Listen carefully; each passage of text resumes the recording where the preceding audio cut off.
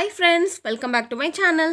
இன்னைக்கு நம்ம கருப்பு வெள்ளை பூஞ்சையை தொடர்ந்து புதிதாக பரவக்கூடிய மஞ்சள் பூஞ்சை நோயை பற்றி தான் பார்க்க போகிறோம். கோவிட்-19 பாதித்த நோயாளிகளுக்கு கருப்பு மற்றும் வெள்ளை பூஞ்சை நோய் பாதிப்பு ஏற்பட்டு இருக்கிறதா சமீப காலமாக நம்ம பார்த்துட்டு இருக்கோம். இப்போ புதுசாக கோவிட்-19 நோய் பாதித்தவங்களுக்கு மஞ்சள் பூஞ்சை நோய் தொற்று ஏற்பட்டிருக்கிறதா கண்டுபிடிச்சிருக்காங்க.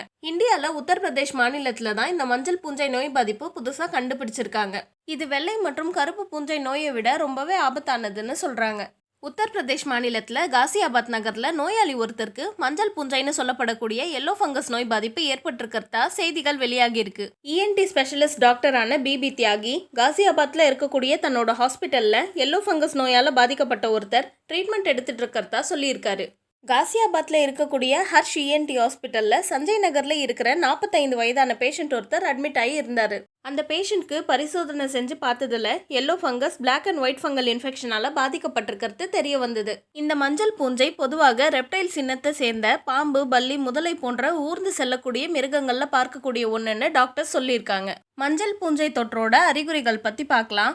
சோம்பல், திடீர் எடை இழப்பு, பசியின்மை, செரிமான பிரச்சனை, காயங்கள் குணமாக அதிக காலமாகுதல், சீழ்கசிவு, கண் பகுதிகளில் பாதிப்பு, உறுப்பு செயலிழப்பு, இது எல்லாமே மஞ்சள் பூஞ்சை தொற்றோட அறிகுறிகள். இந்த பூஞ்சை தொற்று ஏற்படுவதற்கான முக்கியமான காரணமே மோசமான சுகாதார சூழல், அதாவது பேட் ஹைஜீன். இது மட்டும் இல்லாமல் ஸ்டீராய்ட்ஸ் மற்றும் ஆன்டிபாக்டீரியல் மெடிசன்ஸை அதிகப்படியாக யூஸ் பண்ணுறதுனாலையும், பழைய பொருட்களை ஃப்ரிட்ஜில் வைத்து சாப்பிடுவதன் மூலமாகவும், சுற்றுப்புறத்தில் இருக்கக்கூடிய அதிகப்படியான ஈரத்தின் மூலமாகவும் இந்த மஞ்சள் பூஞ்சை பாதிப்பு ஏற்படுது. மஞ்சள் பூஞ்சை பாதிப்பு ஏற்படாமல் எப்படி தடுக்கலான்றத பற்றி இப்போ பார்க்கலாம். பலகீனமான நோய் எதிர்ப்பு சக்தி இருக்கிறவங்க கவனமாக இருக்கணும். ஏதாவது அறிகுறிகள் தென்பட்டுச்சுன்னா உடனே டாக்டர்ஸை பார்க்கணும். மாஸ்க் போடும்போது ப்ராப்பராக யூஸ் பண்ணணும். ரொம்ப நாளாக யூஸ் பண்ணிட்டு இருக்க பழைய மாஸ்க்கை மாற்றிட்டு புதிய மாஸ்க்கை யூஸ் பண்ணணும். பர்சனல் ஹைஜீனை மெயின்டைன் பண்ணணும். உங்களை சுற்றி இருக்கிற சரௌண்டிங்ஸை க்ளீனாகவும் ஈரப்பதம் இல்லாமையும் வச்சுருக்கணும். வீட்டை சுத்தம் செய்யும் போது கதவு ஜன்னல்களெல்லாம் திறந்து வச்சு சூரிய ஒளி வீட்டினுள்ள படுற மாதிரி வைக்கணும். ஃப்ரிட்ஜில் வச்சிருக்கக்கூடிய பழைய உணவுகளை சாப்பிட்றத தவிர்க்கணும். இதன் மூலமா பாக்டீரியா மற்றும் பூஞ்சைகளோட வளர்ச்சியை தடுக்கலாம். மஞ்சள் பூஞ்சை பாதிப்பு ஏற்பட்டு இருந்தா உடனே மருத்துவமனையில சிகிச்சைக்காக அனுமதிக்கப்படணும். மஞ்சள், வெள்ளை, கருப்புன்னு எந்த விதமான பூஞ்சை தொற்று பாதிப்பு ஏற்பட்டிருந்தாலும் மருத்துவமனைகள்ல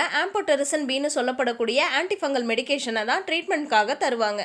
எந்த விதமான அறிகுறிகள் தென்பட்டாலும் உடனே மருத்துவமனைக்கு போய் மருத்துவர்களை நாடி தகுந்த சிகிச்சையை எடுத்துக்கிட்டா உயிருக்கு எந்த விதமான ஆபத்தும் ஏற்படாது. இன்னைக்கு நாம மஞ்சள் பூஞ்சை நோய்னா என்ன, இதனோட அறிகுறிகள் என்ன, இது எதனால ஏற்படுது, இதை எப்படியெல்லாம் தவிர்க்கலான்றதை பத்தி பார்த்தோம். அடுத்து வேறொரு சுவாரஸ்யமான தலைப்புல நான் உங்களை சந்திக்கிறேன். இந்த வீடியோ உங்களுக்கு பயனுள்ளதா இருந்தா உங்க ஃப்ரெண்ட்ஸ் அண்ட் ஃபேமிலிக்கு ஷேர் பண்ணிக்கோங்க. அப்படியே மறக்காம நம்ம சேனலை சப்ஸ்கிரைப் பண்ணிக்கோங்க. நன்றி.